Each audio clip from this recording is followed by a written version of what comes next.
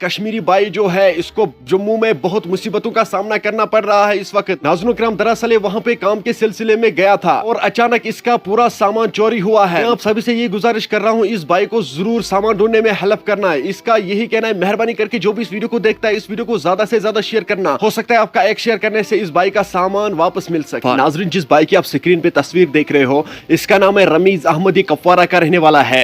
नाज़रीन किराम, जब आप इसकी कहानी सुनोगे, इसको क्या हुआ है जम्मू में, आप लोगों को रोना आएगा। इसलिए मैं आप सभी से ये गुजारिश करता हूं, जो भी इस वीडियो को देखता है इस वीडियो को ज्यादा से ज्यादा शेयर करना। ये वीडियो हर एक तक जरूर जाना चाहिए। दरअसल ये रमीज भाई जो है ये काम करने के लिए वहां पे गया था और अचानक इसका पूरा सामान चोरी हुआ है। नाज़रीन किराम, अब ये हमसे रो रो के यही गुजारिश कर रहा है, हमें मदद करो, क्योंकि ये इस वक्त जम्मू में फंस चुका है। करीबन इसका 1 लाख से ज्यादा नुकसान हुआ है। इसलिए मैं आप सभी से ये गुजारिश करता हूँ, मेहरबानी करके ये वीडियो ज्यादा से ज्यादा शेयर करो। नाज़रीन किराम, ये इस वक्त बहुत परेशान है जम्मू में, इसको ये सामान जो है ये वापस जरूर मिलना चाहिए। सबसे पहले मैं आप लोगों को इस भाई की एक वीडियो क्लिप दिखाऊंगा किस तरह से ये रो रो के हमसे मदद मांग रहा है, उसके बाद हम बात करते हैं। पारा के रहने वाला हूँ। कल सुबह में जब जीवल से इधर जीवल चौक से गाड़ी में बैठा, बिश्ना वाली गाड़ी में, तो कंडक्टर को मैंने बोला मैं अपना सामान अंदर रखूंगा गोदी में। उसने बोला कि नहीं, आप अंदर नहीं रख सकते हो, अंदर सवारी खड़ी है गाड़ी में।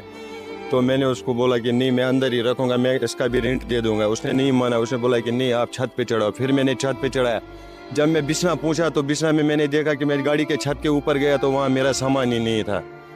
मैं बड़ा गरीब आदमी हूँ भैया, मेरे पास 10 रुपए भी नहीं है, मतलब खाने के लिए भी पैसे नहीं है। अब मैं चाहता हूँ कि कोई इधर मेरी हेल्प भी नहीं करता है। अब मैं चाहता हूँ कि इसमें मैंने उधर बिछना में रिपोर्ट कराया, उन्होंने बोला कि मुझे आप उधर बस स्टैंड में जाओ। बस स्टैंड वालों ने उधर कोई हेल्प ही नहीं की, उन्होंने भी बोला कि हम इसमें कुछ नहीं कर सकते हैं। बस उसमें भैया एक शाल 4-4 हज़ार का था, सूट जो था 5-5 हज़ार 6-6 हज़ार के थे, वो पूरा 1 लाख से ज्यादा ही होगा। पूरा गाठ ही चुरा लिया भैया। 2 दिन से ऐसे ही घूम रहा हूँ, कभी इधर कभी उधर।